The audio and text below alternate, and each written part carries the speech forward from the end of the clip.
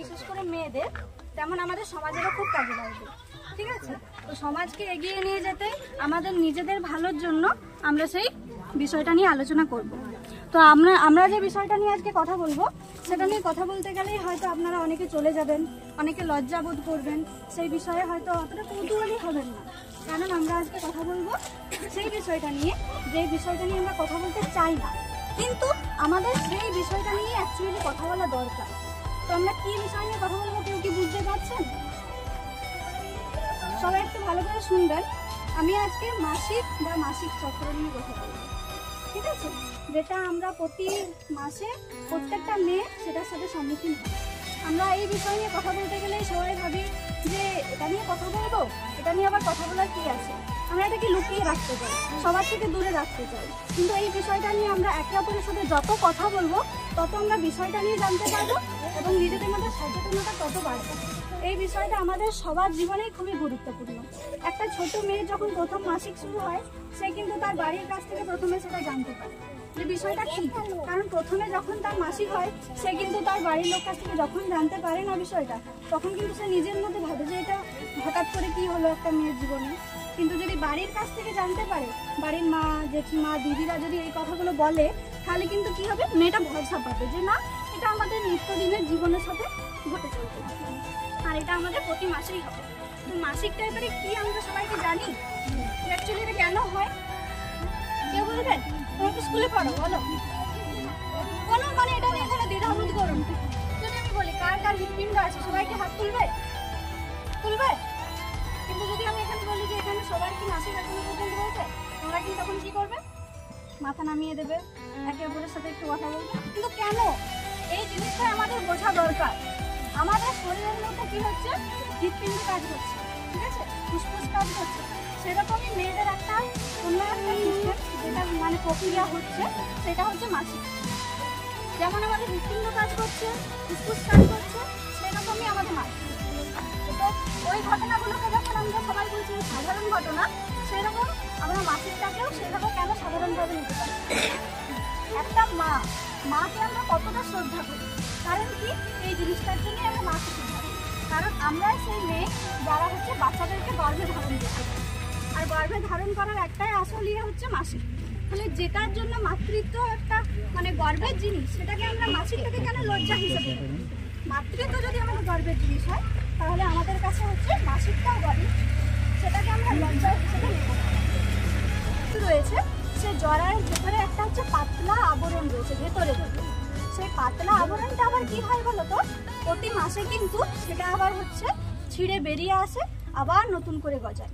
ঠিক আছে, মেয়েদের শরীরে হচ্ছে অনেক রকমের জটিল প্রক্রিয়া হয়, যেটা কিন্তু একটা ছেলের শরীরে হয় না। তো সে কি হচ্ছে, প্রতি মাসে যে পাতলা আবরণটা ছিঁড়ে বেরিয়ে আসছে, আর কোন দিক দিয়ে বেরিয়ে আসছে, যোনিপথ, তখন রক্ত বের হচ্ছে, আর সেটাকে আমরা বলছি মাসিক। আবার সেটা কি হচ্ছে, পরের মাসে আবার নতুন করে গজিয়ে যাচ্ছে, তখন আমরা কিন্তু ব্লিডিং হচ্ছে, তখন আমরা বলছি যে 5 দিন পরে আমাদের ব্লিডিংটা বন্ধ হয়ে যাচ্ছে, রক্তপাতটা বন্ধ হয়ে যাচ্ছে। তো এটা একটা নর্মাল জিনিস। যদি এই জিনিসটা না হতো, তাহলে কিন্তু আমাদের এই যে সমাজ এতটা এগিয়ে যেত না, প্রত্যেকটা মেয়ে কিন্তু গর্ভধারণ করতে পারতো না, বাচ্চা নিতে পারতো। তো আমাদের যদি সবার ঠিক সময়ে মাসিক হয়, ঠিকঠাক মতো হয়, তবেই আমরা কিন্তু জানতে পারবো যে আমরা সুস্থ আছি। আর যদি কিন্তু এটা না হয়, আমরা জানবো আমরা সবাই অসুস্থ, কারণ এটাই কিন্তু নর্মাল জীবনযাপন। ঠিক আছে, তো আমরা নর্মালি জানি যে একটা বাচ্চা যখনই হচ্ছে তার 9-10 বছর হয়ে যায় বা 12 বছর, তখন থেকে তাদের মাসিক শুরু হয়। ঠিক আছে, তো আপনারা যা মা জেঠিমা যারা আছেন, তারা কিন্তু প্রথম থেকে তাদের বাচ্চাদেরকে বোঝাবেন যে এটা কিন্তু নর্মাল জিনিস, নইলে কিন্তু তারা সেটা হয়তো বুঝতে পারে না যে কি হচ্ছে তাদের সাথে। ঠিক আছে, তো এটা যখনই শুরু হবে, তখনই তাদেরকে বোঝাবেন কি জিনিস। আর এটা মোটামুটি 5 থেকে 7 দিন মতো রয়, কিন্তু তার যদি বেশি হয়ে যায়, মোটামুটি 10 দিন 12 দিন ধরে একটা মেয়ের হয়েই যাচ্ছে, ব্লিডিং হয়ে যাচ্ছে, কিন্তু তার কিন্তু সেটা নর্মাল নয়, তখনই কি করবেন, কাছাকাছি যে স্বাস্থ্যকেন্দ্র আছে সেখানে যাবেন, দিদিরা আছে, এএনএম দিদি, তারপরে প্রতি মাসে আপনাদের মাসিক হচ্ছে বা পিরিয়ড যেটা হচ্ছে, সেটা হতে গেলে আমাদেরকে কিন্তু নিজেদের কিছু সচেতনতা রয়েছে।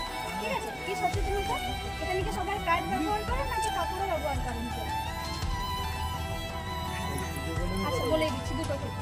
যদি আপনারা প্যাড ব্যবহার করেন, তাহলে কিন্তু দিনে 4 থেকে 5টা আপনাদেরকে প্যাড ব্যবহার করতে হবে। ঠিক আছে? কারণ হচ্ছে যদি আপনারা একটা প্যাড ব্যবহার করেন, দুটো প্যাড ব্যবহার করেন, তাহলে কিন্তু চলবে না। একটা প্যাড আমাদেরকে কিন্তু 6 ঘন্টার বেশি ব্যবহার করা চলবে না। কারণ যে রক্তটা প্যাডের মধ্যে থাকছে সেটা থেকে কিন্তু অনেক রকমের জীবাণু আমাদের শরীরে আক্রমণ করতে পারে। সুতরাং আমরা দিনে অন্তত 4 থেকে 5টা প্যাড ব্যবহার করব।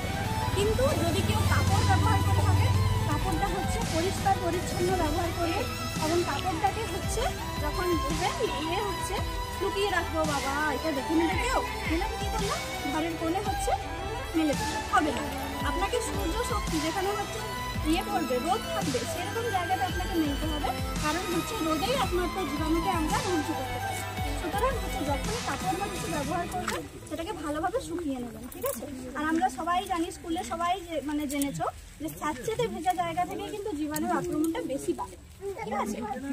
এরপরে আমরা কি করলাম, প্যাড যদি ব্যবহার করি অনেকে কি করি খুলে ফেলে, সেটাকে আর মোড়ার কোনো ব্যবহার করি। তো কী করতে হবে, যখনই এবার থেকে আমরা প্যাড ব্যবহার করব একটা পেপারের বা যে কোনো কাগজে, যেটা আপনার দরকার নেই সেরকম কাগজে মুড়ে ফেলবেন। কারণ আপনি দেখছেন যে আপনার যে ব্লাডটা আছে সেটা আমি ফেলে দিচ্ছি, কিন্তু কি হচ্ছে অপর একজনের কিন্তু সেটা ক্ষতি করে। সুতরাং উনি যদি না ফেলেন ভালোভাবে তাহলে কিন্তু আপনার ক্ষতি করছে, মানে একে অপরের কিন্তু আমরা ক্ষতি করছি। আর কি করছি, পরিবেশকেও আমরা দূষণ করছি। তাই আমরা সবসময় কী করবো, এবার থেকে যদি আমরা প্যাডটাকেও ফেলি, মাটির তলাতে দিই বা যেখানেই দিই, সেটা কিন্তু আগে একটা ভালো ভালো কাগজ দিয়ে আমরা মুড়ে নেব, ঠিক আছে? তাহলে এই কথাগুলো আপনারা মনে রাখবেন। আর যেহেতু জানেন যে এই টাইমে আমাদের অনেক ব্লাড লস হচ্ছে, ব্লাড বেরিয়ে যাচ্ছে, তো সুতরাং সেই টাইমে আমাদের কিন্তু অনেক হিমোগ্লোবিন যাতে বাড়ে সেরকম খাবার, যেমন হচ্ছে গুড় খেতে পারেন, মাছ খেতে পারেন, তারপর মাংসের মেটে খেতে পারেন, মানে ছোলা যদি অঙ্কুর বের হয় সেই ছোলা খেতে পারেন, এই টাইপের যদি খাবার খান, তারপর কাঁচকলা, মোচা, থোড়, আমাদের গ্রামে গঞ্জে যেগুলো আছে সেই সব যদি খাবার খান, আমাদের মেয়েদের শরীরে কিন্তু এইসবের খুবই প্রয়োজন। কারণ আমাদের মানে ভারতবর্ষে মেয়েরা হচ্ছে সবথেকে বেশি এই রোগে আক্রান্ত, যে আমাদের শরীরে হিমোগ্লোবিন অ্যানিমিয়াতে ভুগছে, যখন বাচ্চা হতে যাচ্ছে দেখতে রক্ত দিচ্ছে, ঠিক আছে? তো সবসময় আমাদেরকে খাওয়া দাওয়ার দিক থেকে অনেকটা মজবুত থাকতে হবে, তাহলে কিন্তু আমরা এর সাথে মোকাবিলা করতে পারবো। তো এরপরও কি এরকম ভাবে লজ্জা পাবেন, নাকি আপনারা যা জানলেন সেটা একে অপরকে বোঝাবেন? দেখুন, আমরা গ্রামের দিকে যারাই থাকি অনেকে কিন্তু অনেক কিছুর কথা জানতে পারি। আমরাও যখন আগে স্কুলে পড়তাম, স্কুলে অনেকে আসতেন এরকম ম্যাডাম বলতে, তো তখন তাদের কাছ থেকে জানতাম। কিন্তু আমরা কি করতাম, আমাদের বন্ধু বান্ধবীর মধ্যে সেটা কিন্তু ছড়াতাম, জানি এটা কালকে শুনেছি, মানে আমি যেটা জানবো সেটা আমি কিন্তু বাকি সবার মধ্যে সেটা জানাবো। কেন এটা আমি যেমন সুরক্ষিত রাখছি, আমার বন্ধুকে আমি সুরক্ষিত। তো কারো কিছু বুঝতে অসুবিধা আছে বা কোনো প্রশ্ন আছে? তোমাদের যে কোনো এরকম সমস্যা হোক, তোমাদের কাছাকাছি কিন্তু তোমরা সুস্বাস্থ্য কেন্দ্রে যেতে পারো, ঠিক আছে? ওখানে দিদি বসে, তারপর হচ্ছে আশা দিদিরা থাকে, আশা দিদিদের সাথে যোগাযোগ করতে পারবে। আশা দিদিদের বলতে পারেন। আবার যেটা অন্য ক্লিনিকের কথা বলতে গেলে সবথেকে ভালো জায়গা, ওখানে হচ্ছে শুধুমাত্র ম্যাডাম আর তোমার মধ্যে সমস্ত কথা বেশ প্রবলেম হতে পারে, ঠিক আছে? তাহলে আজ থেকে আমরা সবাই মাসিকের অন্তর্ভুক্ত হয়েছি, তাই তো? ঠিক আছে।